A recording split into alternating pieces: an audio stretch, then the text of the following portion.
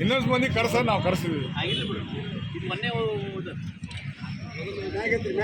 ಸ್ವಾಭಿಮಾನಿ ಕರ್ನಾಟಕ ರಕ್ಷಣಾ ವೇದಿಕೆಗೆ, ಸ್ವಾಭಿಮಾನಿ ಕರ್ನಾಟಕ ರಕ್ಷಣಾ ವೇದಿಕೆಗೆ, ಕನ್ನಡ ಪರ ಸಂಘಟನೆಗಳಿಗೆ